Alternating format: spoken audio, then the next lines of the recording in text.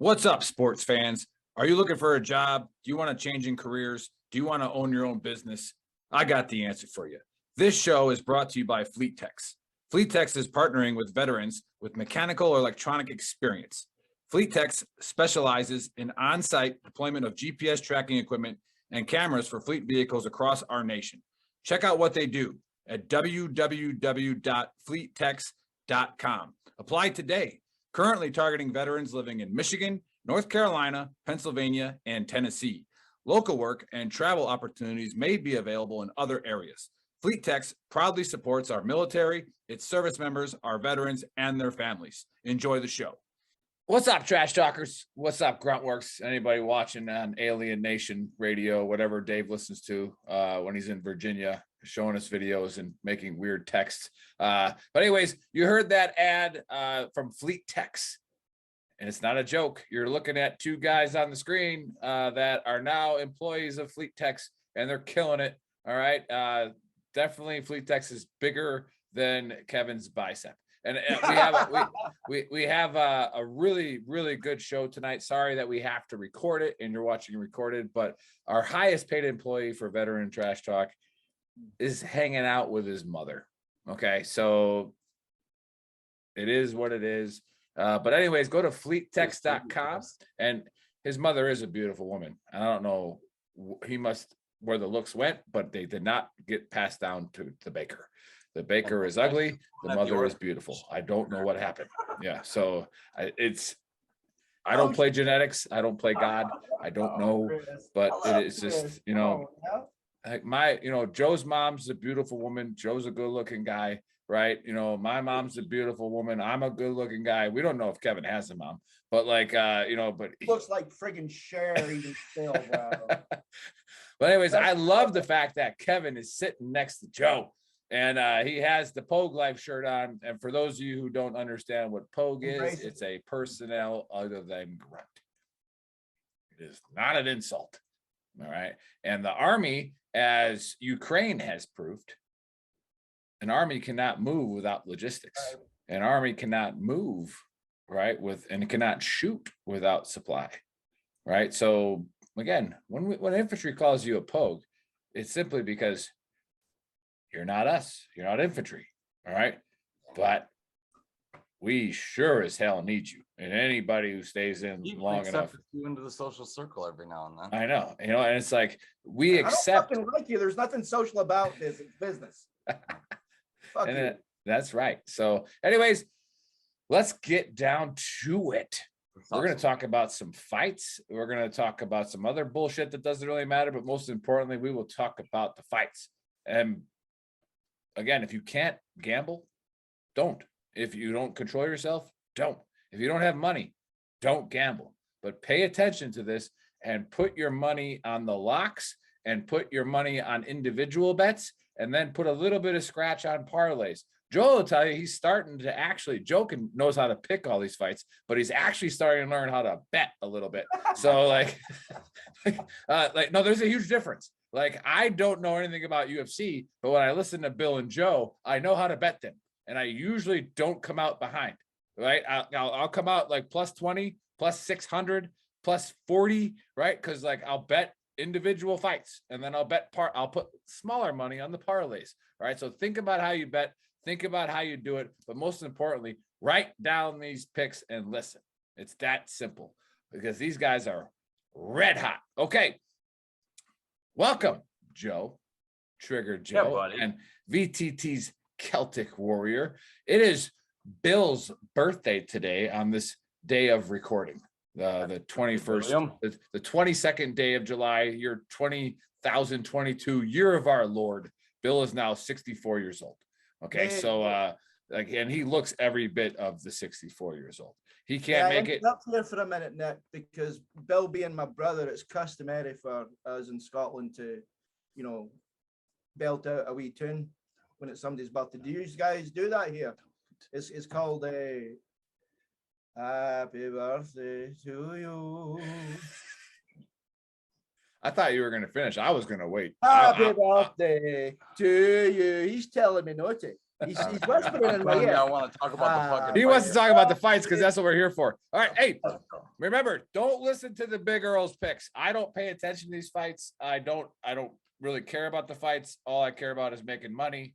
Like Joel texts me, did you see that? I go, no, I didn't.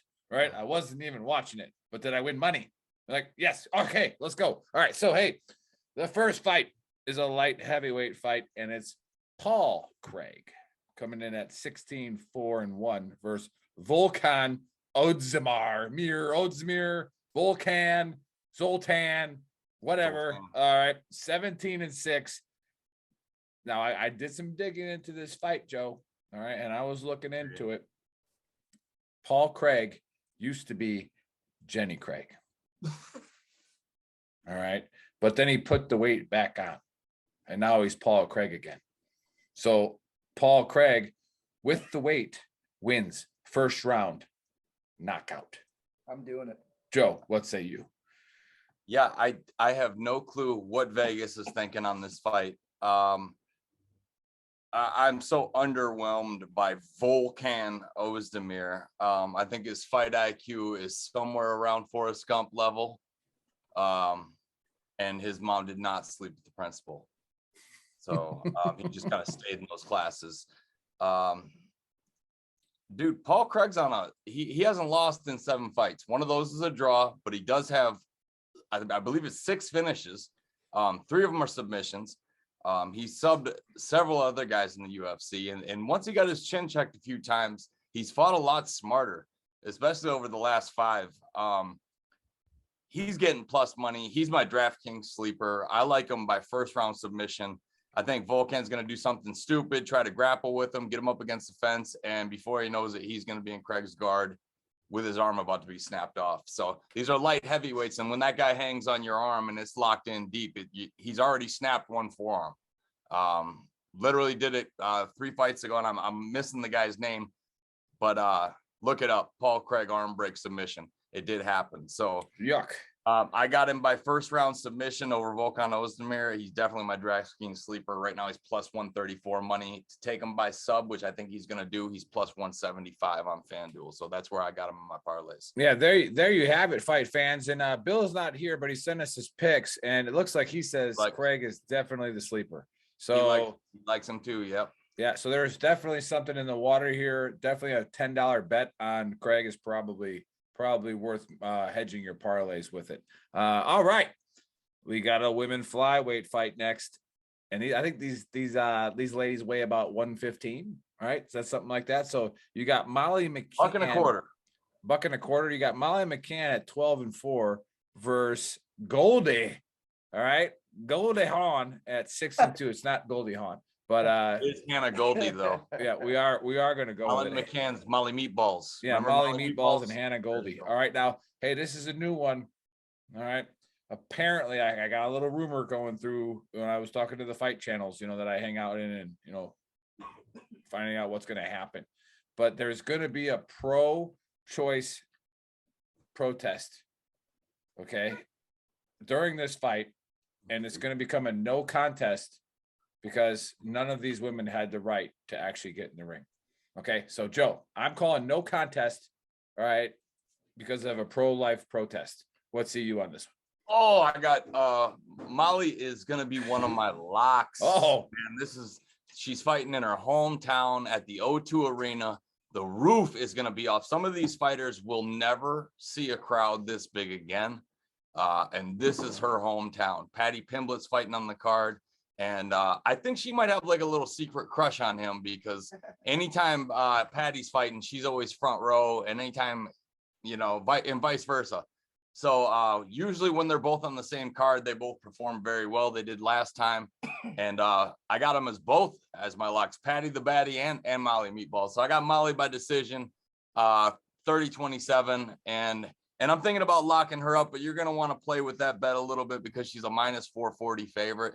So to go the distance, which I very well think it will, is minus 214. So that's something to throw in there.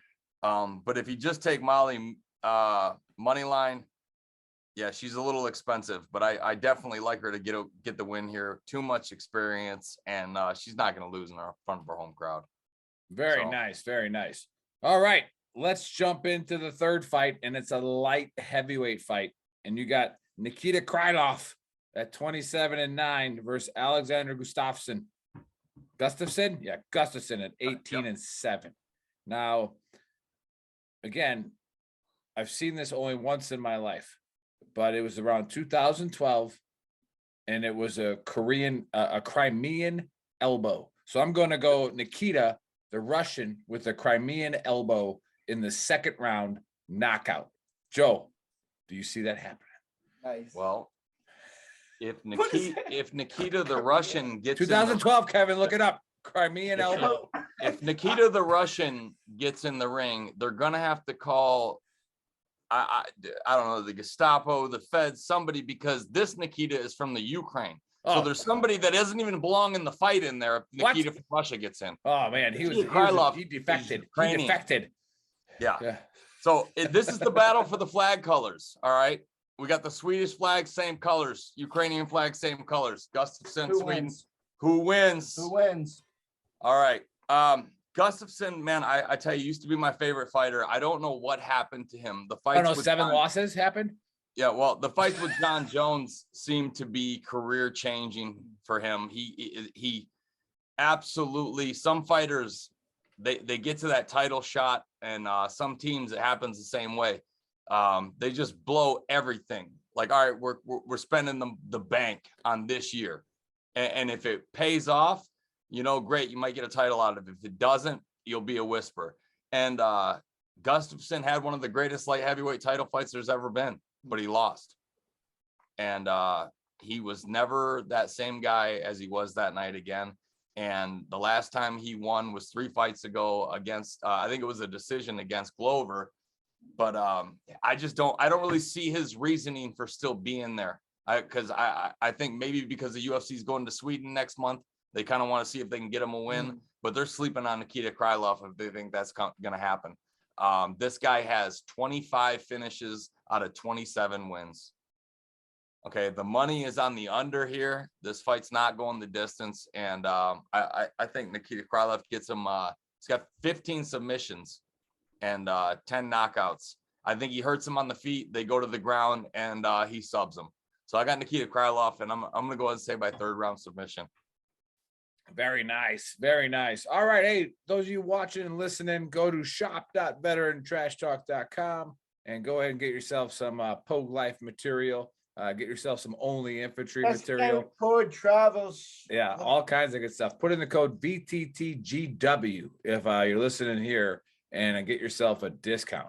All right. It's a phenomenal one. And again, our sponsor, our partner, all right, FleetTechs. Go to fleetechs.com. All right, FLEET-TECHS.com. And if you have a background in engineering or automotive background, electrical or automotive background, go ahead and pretty much a shoo-in if you're a veteran and you got your shit together. All right. And then go make some money. Okay. And the money making opportunity. Yeah, he wants to hire veterans. Period. I think he said that we've had 6 people apply so far. But let's get some more. If you need work, just give him a call. All right. And see if in your area, if you can help out. If you're willing to relocate, probably even better. So go check it out, guys. Seriously, just give it a shot. May I say something about Ryan, Nick, real quick? Might as well. 32 years in manufacturing. 32 years in manufacturing. I wish I had a boss like him when I was in my prime, dude. You have to have your shit together to come work at FleetTechs, because he has a vision and he has his shit together. And if you buy into that, I guarantee you'll be successful. Very nice. Too bad that wasn't live, Chris. I'm in my prime.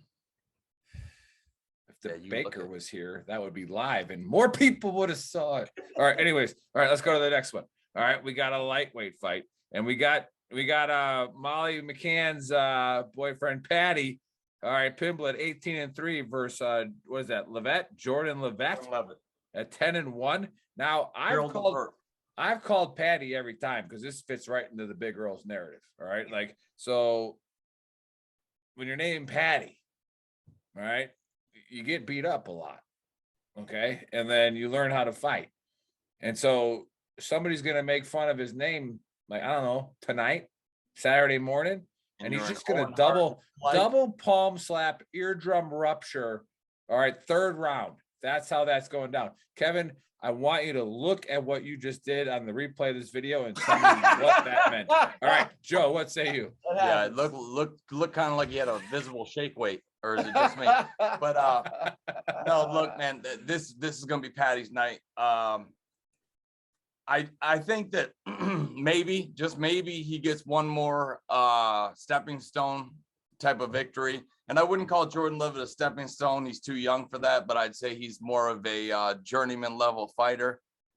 He has no stand-up whatsoever. And I think that Paddy, being that he's in his hometown, just because, and I think he hears all the hate, he hears all the talk, he's gonna deliver.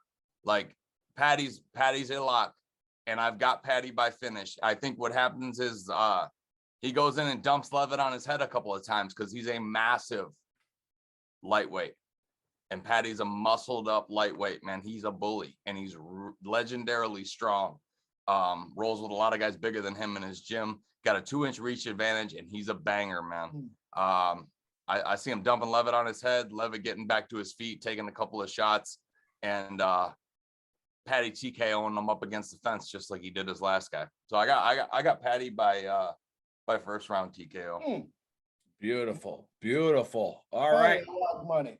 The next fight is a middleweight fight, and it's Jack Hermanson at 22-7 versus Chris Curtis, double C's at 29-8. Now, I was thinking about this fight, and I said, you know what I haven't seen in a long time is a suplex. All right, so I'm thinking this is where it makes its comeback, and I'm going to go Curtis by second round suplex. All right, Joe, what say you? I got Curtis, and this is going to be a very, very tough, man, it's going to be a tough one. It's going to be one of those nail biters. I'm going to leave it off a couple of parlays just because it's close money for a reason. Jack Hermanson's no slouch. Chris Curtis is red hot right now. And the reason why I've got Curtis over Hermanson, even though Hermanson's super tough and he's fought everybody. Curtis he's on a tear right now. He's in his mid-30s, and this dude's just got like the old man savage mentality. Like he enjoys it. Like he extremely enjoys throwing hands with people and being violent.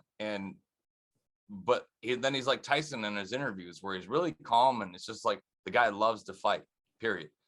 And he's hot right now, and he's got experience, and I think he knows that if he wins this one, he's co-maining a pay-per-view next time. Nice. He's on a tear, and I like him to continue against a very tough Jack Hermanson, and I think he wins. I'm going to go ahead and say Chris Curtis wins a split decision, 29-28. Ooh, man, I wonder what the odds on a split decision are, because I think the last time you called a split decision, it happened. So Bill called it. Oh, Bill called it? Yeah, like 2 weeks ago? I did call a split and have a majority decision one time where one guy said draw and the other two said the fighter. So yeah. All right. Well, hey, Kevin, sit back down. All right. Anyways, you gotta have it. But you didn't tell him he didn't see me come back almost to sit down. Yeah. He's rookies. You can't take him. You know, Kevin was the kind of guy in an airborne operation that would put like an essential personnel tape on his shoulder, and it's like the jump master would go by and be like, "What's your MOS?" Like, take that tape off. Like, hey, but I'm essential. How about me and you flying over the fucking flying over the desert like we're fucking Lieutenant Dan and Forrest, listening to fucking Skinner on the Walkman, getting rucksacks thrown at us because the light's giving us away. Yeah, Chavez is throwing fucking rucksacks. We landed and you're like, bro, did you know we were getting screamed at? And I'm like, what? And he goes, yeah, Chavez saw the iPod like in midair and was throwing rucksacks at us to shut us off, to shut it off. We were listening to an iPod while flying on a night op. And my light was just lighting up. Nice. That's how fucking dumb shit private I was. Yeah, like, well, yeah, no, but we were getting pumped up. We're the ones that were rocking out too. So like, way to kill the party, Chavez. Yeah. So we as Pogues had the hot refuel in the morning and we got together as a team, you know, I mean, Does that mean just putting fuel in something when it was warm outside? it means refueling helicopters at the danger to your life, because if you don't ground it, that static, I mean, you don't understand. For those of you staying tuned, I am going to call the main event. Responsibility, Nick. I'm going to do it. We don't think we had Runs to don't think about that kind of stuff. All right.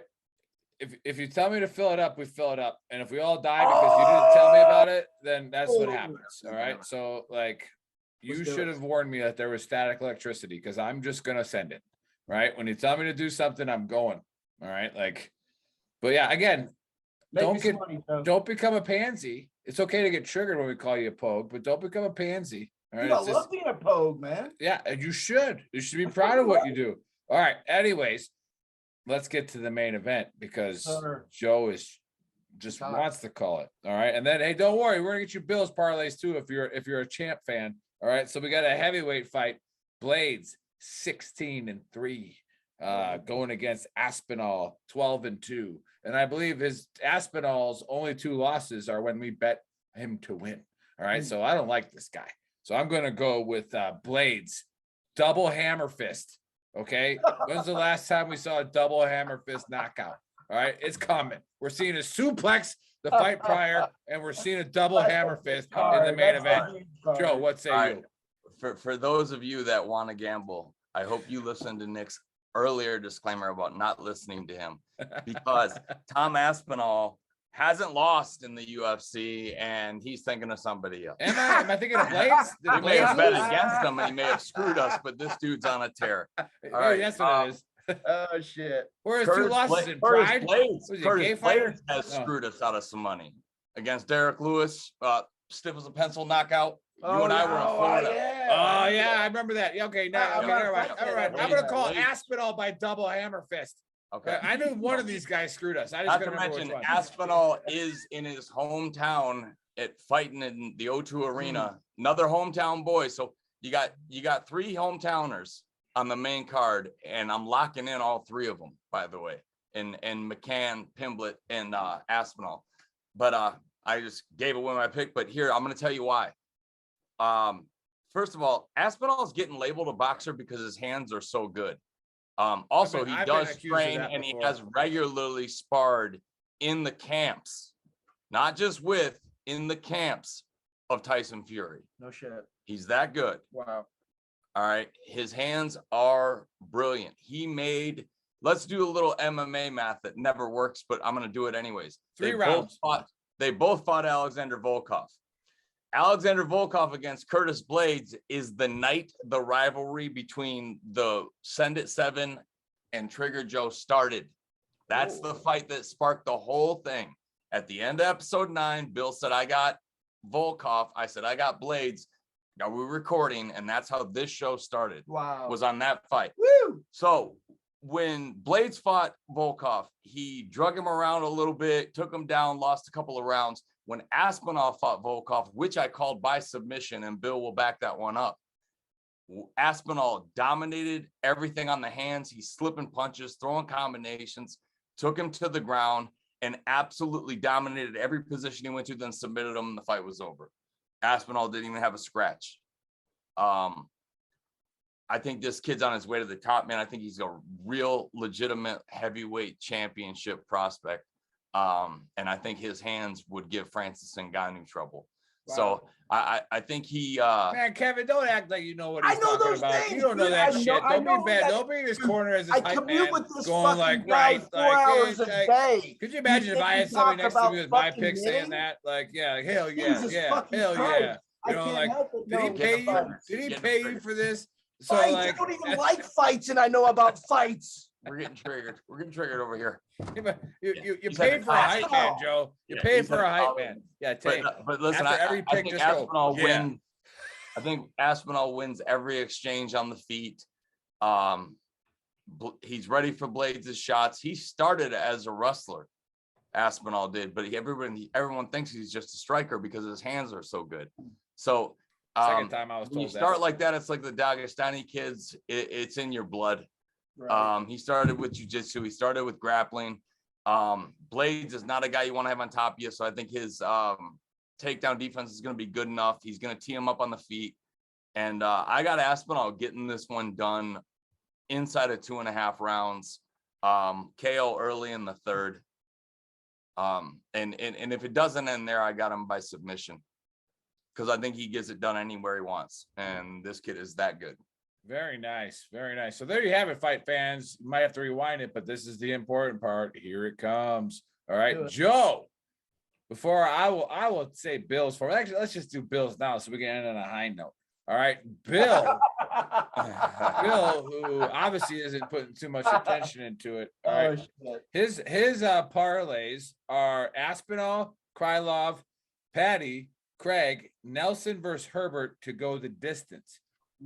That's his first parlay. The second one, he says the same, but add McCann and Mokayev, probably from Molly from the main card and Mokayev from the prelims. And his locks are Aspinall and Mokayev. All right, so there you have it from the champ. Craig is his sleeper. Yeah, Craig is his DraftKings sleeper. It looks like Craig's just bet on that motherfucker money line right now because that's gonna pay you off. But yeah, so unfortunately, Bill couldn't make the time on his birthday for us.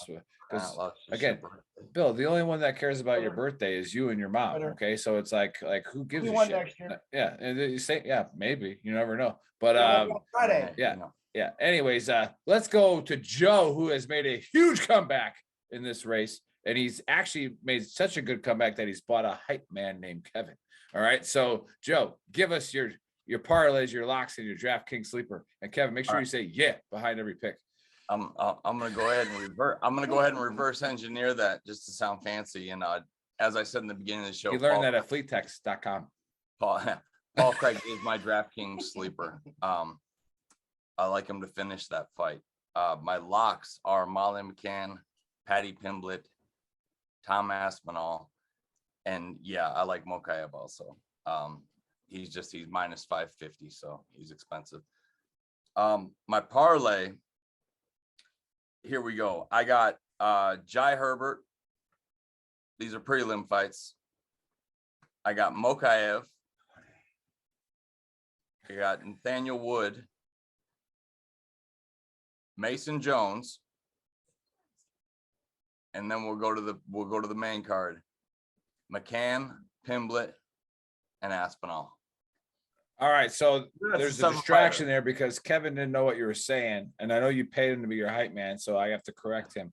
He was talking in the prelims, Kevin. So on your phone, go on there and click the prelim part of it, and that's why when he was saying those names that you didn't understand, it's because it was on a different card. All right, I paid attention. I know I fucking paid attention. He's like, who are these guys? I'm trying to pick them too. Right. So hey, say that parlay again and give us your locks again. All right, here we go.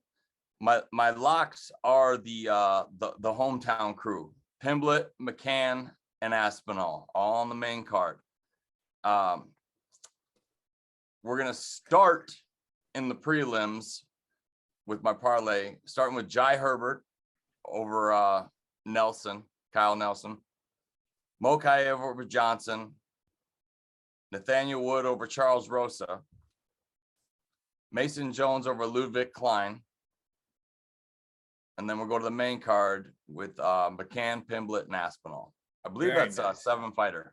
Oh, I like it. I like it. All right, so it looks like I'm putting some sweet change on this one because I hit some big ones on the British Open and the Home Run Derby, so we're gonna put some big change on this one. Yeah, play around with Aspinall by finish in rounds 1 and 2, or Aspinall under the distance. Pimblett by finish. Pick his finish type.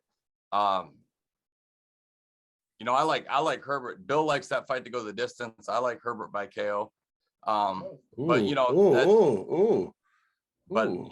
that's just me. We both probably like Jai Herbert in the fight, but I think we could throw half points in this one to where if it ends by KO, you get a half a point. If it goes the distance, he gets a half a point, and then we can really get dangerous with it. So yeah. He'd call bullshit if he lost because he's out on his birthday. I know. Couldn't litigate. All right, but anyways, Bill's not That's here. why, hey, that's why I'm here. I speak for Bill. And Yeah. Sergeant Major's flouting their authority left and right. Speaking about Bill, he's not here today. Again, it's his birthday, but we all got to give his plug to his charity, as a nonprofit that he supports, the Gold Star Teen Adventures. All right, if you're looking for a nonprofit to put your money into, that's one of them. All right, that's one that's been proven, tested, and the money goes to the right place. And you can't sell it any better than this. If you really care about the service members who have fought and died for this country, then, you know, saying their name and remembering them is great, but a lot of them have left people behind, right? They left family members behind. They left daughters, sisters, you know, brothers, you know, sons. All right, if we can take them out fishing, take them out on a boat trip, take them out on a hiking trip, whatever, and put a smile on their face, right? I don't think there's much better places to put your money if you got some extra money than that.